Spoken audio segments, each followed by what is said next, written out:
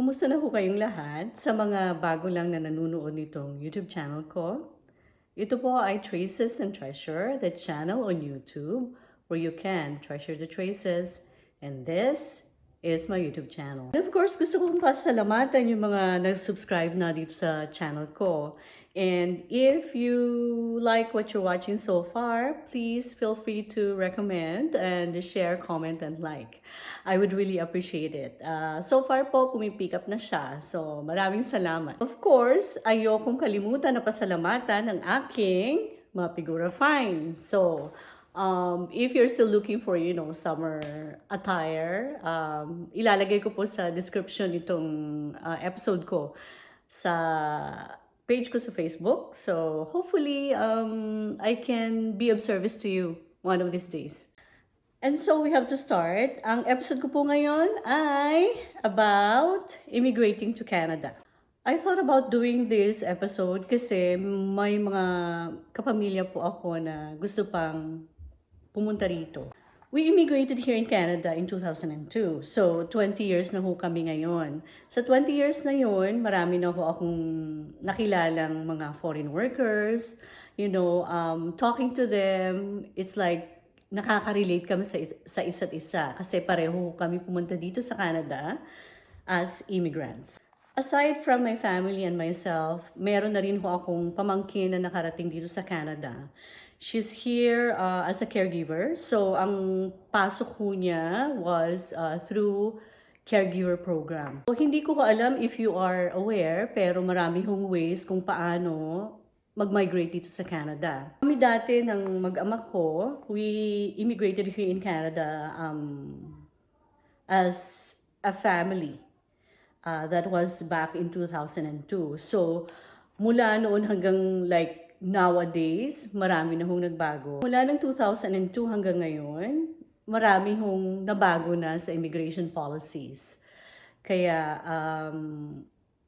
ang sabi nila, pahirap na daw ng pahirap. So, since maraming options kung paano mag-migrate dito sa Canada, pumili lang po ako ng 4 most popular ways kung paano makarating dito sa Canada. Ang mga ways na to will give you an option to live here permanently or just work temporarily. Ano ba yung 4 or 4 most popular ways on how to immigrate here in Canada?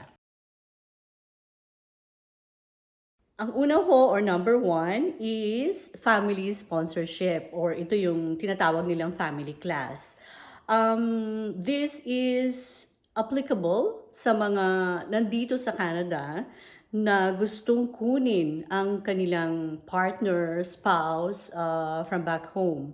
But the sponsor that's here in Canada should be at least 18 years old at syempre meron siyang stable job.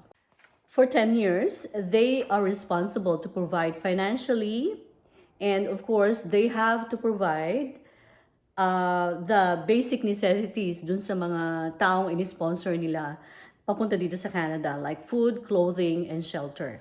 Yung isang hindi pwede na mag-sponsor ng family elsewhere na nandito na sa Canada yung mag-i-sponsor is hindi dapat sila dependent sa government financially. Hindi dapat sila tumatanggap ng social assistance. Ayun po yung number 1, ang tinatawag na family sponsorship or family class. And then number 2, sa 4 most popular ways on how to immigrate here in Canada is through express entry. Express entry category has 3 programs. This is to accommodate applicants' eligibility. Skilled workers, as defined by Canadian immigration, are professionals na merong direct experience as managers, na mga applicants na merong managerial, professional, technical, at mga skilled sa trades. Ito yung perfect na pwede lang maging way to immigrate here in Canada. So ito yung 3 program ng express entry. Number 1 is the Canadian Experience Class. Ito yung recommended na way kung ang applicant is nandito na sa Canada. meron ng 1 year of skilled work in Canada in the last 3 years bago sila mag-apply as permanent resident. This program is recommended sa mga nandito na sa Canada as contract worker.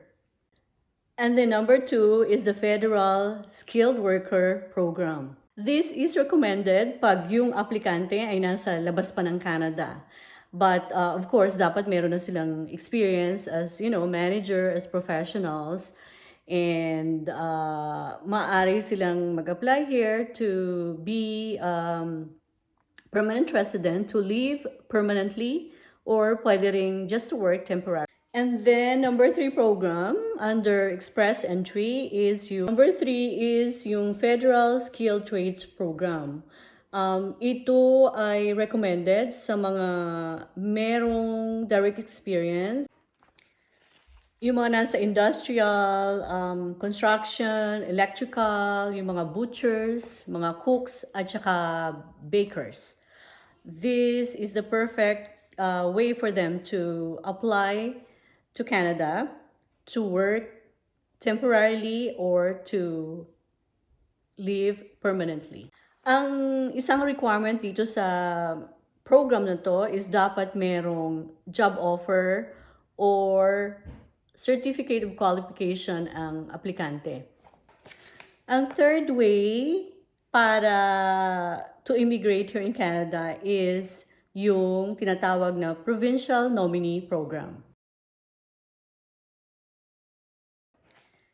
Itong program na to is recommended sa mga professionals na gusto nila yung lugar na pinuntahan nila at yung profession nila is kailangan doon sa lugar na pinuntahan nila, doon sa territory or probinsya na pinagtatrabahuhan nila na makakatulong sa ekonomiya ng province. One example of this is meron kaming kaibigan noon na he used to work in Singapore, and he is a professional architect.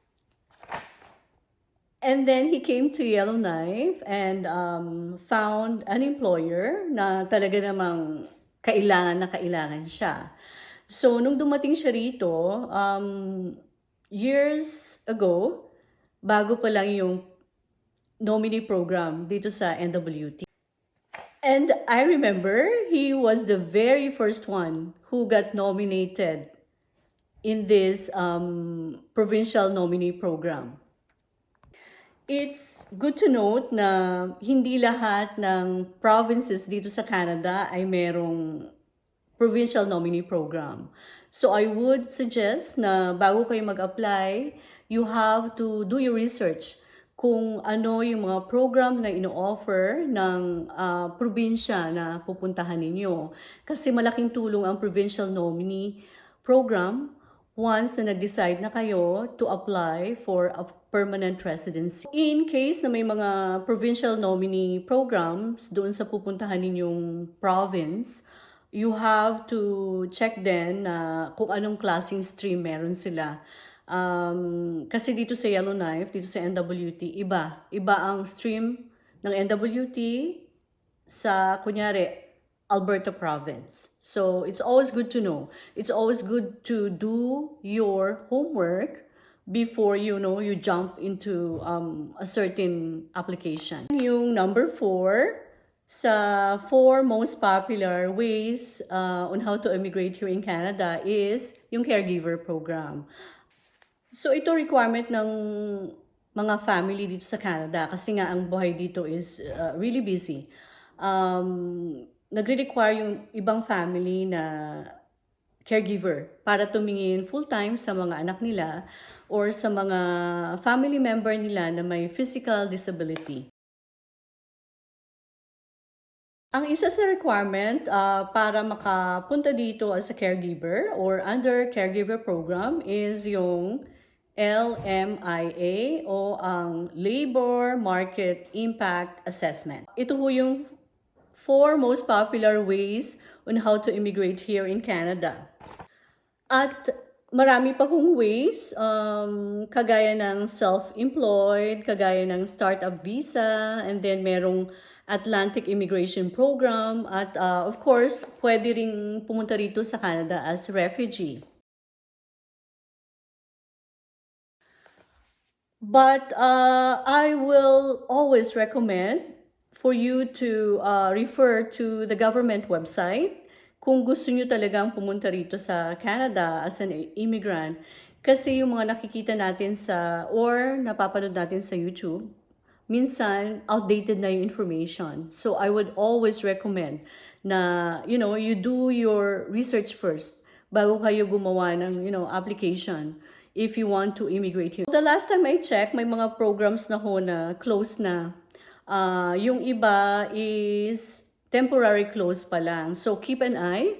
You better check the website as often as you can para ho updated kayo sa kung ano yung bago na mga programs sa Immigration Canada. I encourage you to please refer to the government of Canada website for the most updated information para alam nyo kung talagang magkano yung babayaran nyo, para alam nyo kung yung program ba na applyan nyo is open pa, para alam nyo kung ano talaga yung mga requirements, at para malaman nyo rin kung qualified talaga kayo doon sa program na applyan ninyo.